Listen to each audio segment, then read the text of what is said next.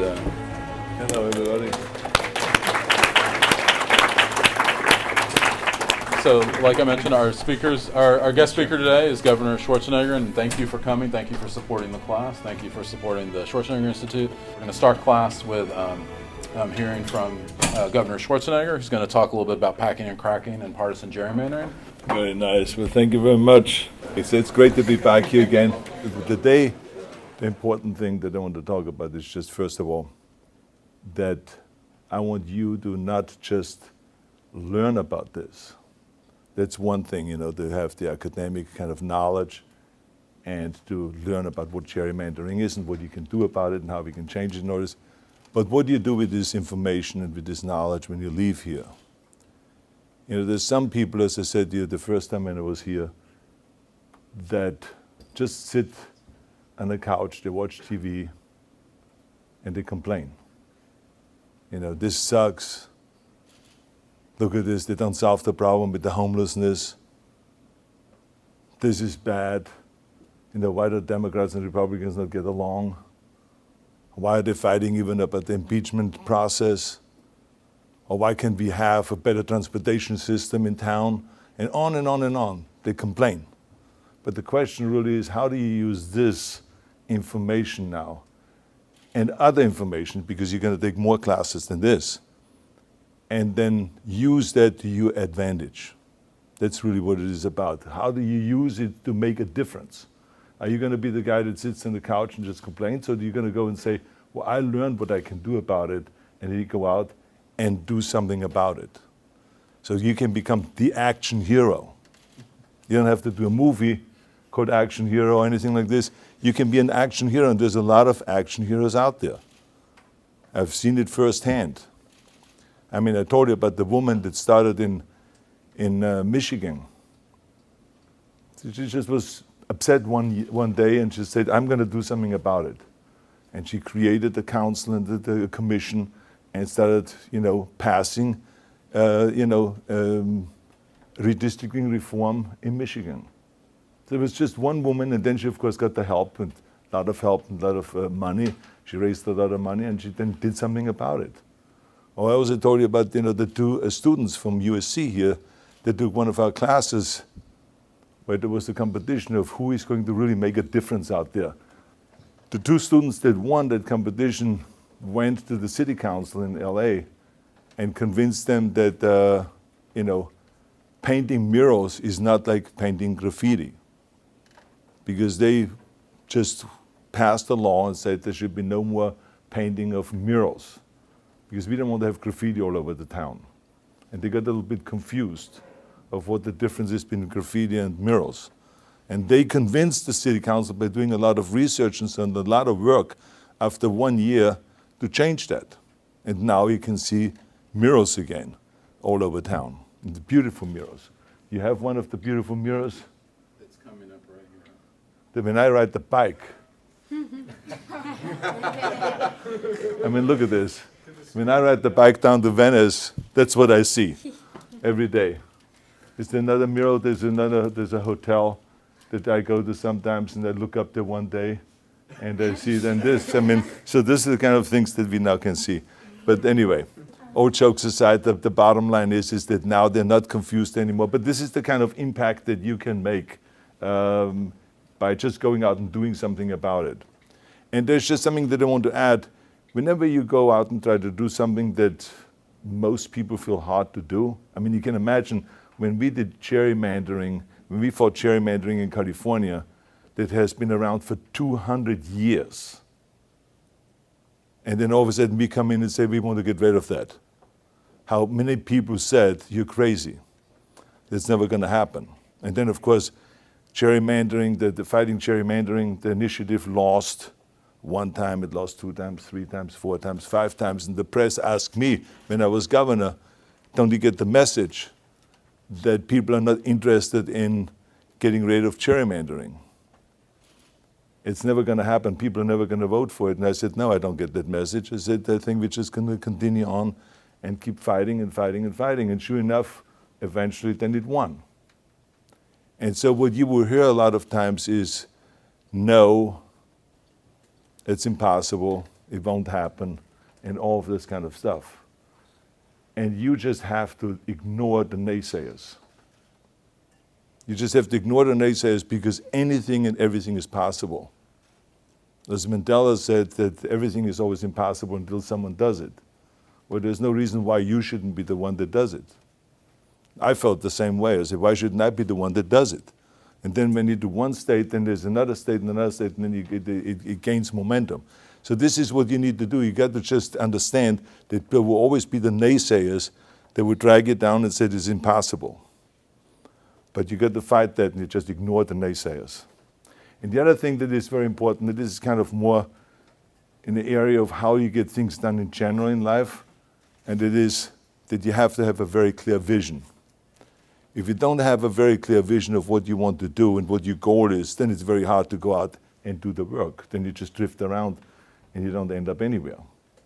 But if you have a very clear vision and say, I want to go now and change the way they draw the district lines in my state, and you say, this is my vision and I'm going to turn this vision into reality, you will be able to turn that vision into reality. Maybe not from one year to the next, but you will be able to do it. Because you have a very clear vision, you know what to go after. The hard thing is always when you try to go after something and you don't know what it is. But when you have a very clear goal, I always say the very clear goal where I want to go in my life. If it is running for governor, or if it is becoming Mr. Universe, or making a movie, my movie career and all this stuff. But I mean, you have to have a very clear vision, no matter what it is.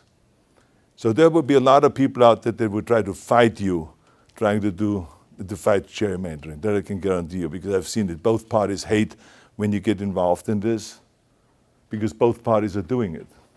I gave you the examples the last time when you talk about places like North Carolina, where they have Republicans control that state, and the Democrats have 47% of the votes, but they only get 23% of the seats. So, there's something terribly wrong.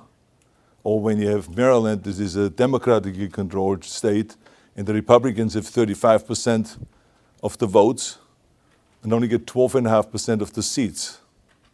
There's something terribly wrong.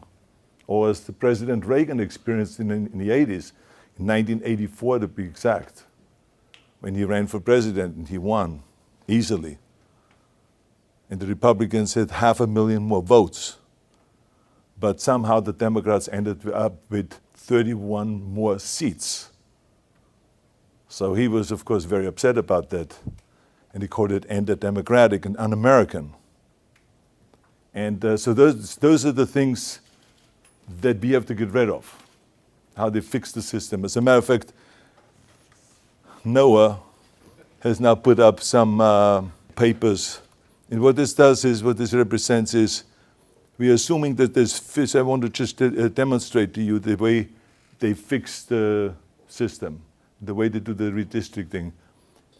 This represents kind of 50 people, one of those papers, and as you can see, that 40% of the 50 people are Republicans and 60% are Democrats. So it's very clear that Democrats have the majority and the Republicans have the minority. Now here's how when they draw the district lines, what they can do. So here's one way of doing it. The idea is we want to divide it into 5 districts, the 50 people.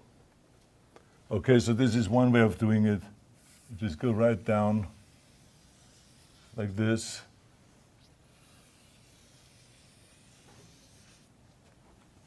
There's 3, 4. Okay, so we have 1, 2, 3, 4, 5 districts. And as you can see, 2 of the districts are Republicans and 3 of the districts are Democrats. So, Democrats have the majority, but the Republicans have 2 of the districts. Now there is the other way to go, and that is to go across, to divide it up. You see? Right here. So here you have 5 districts, 1, 2, 3, 4, 5. And what do you see now? In each one of the districts, the Democrats have the majority. So that's fixing it. So what the Democrats here did was they said, screw the Republicans, they shouldn't even have 2 districts that they win. We win all of the districts. See here, they won each one of the districts because in each one of the districts they have the majority in each one of those districts. All right? Any questions about that? Good. Okay, now the Republicans come back totally pissed off and they say, well, we are not that dumb either. We are smart. We can fix something too.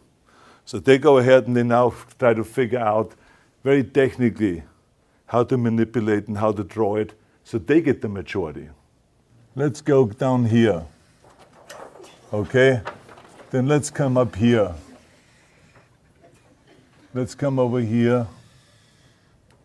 Let's go over here. Let's go over here. And let's come down here. Look what I just did. 1, 2, 3, 4, 5, 6. So the Republicans have the majority, right? Well, that's one district. Let's do the same down here. Come up here, go over here.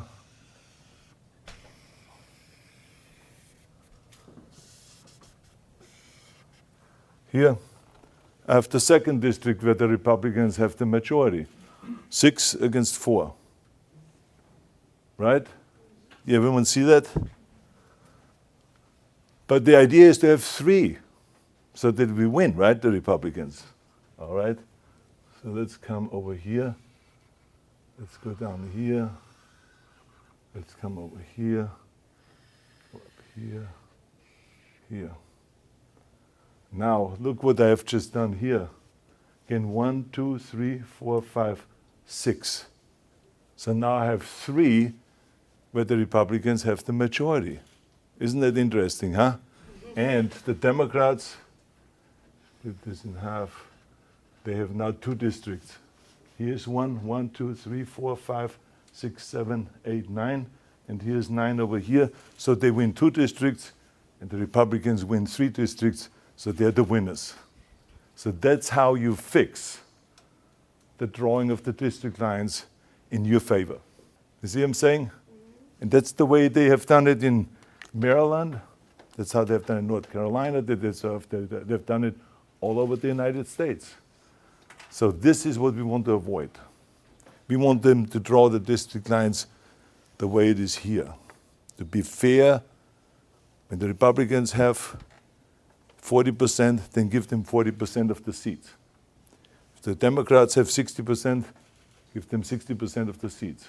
That's the way it should be divided up. That's the fair way of doing it. There's nothing that is better than having a system in place that works, like getting rid of gerrymandering, having open primaries, and finding ways of bringing people together and bringing them to the center. That's the key thing.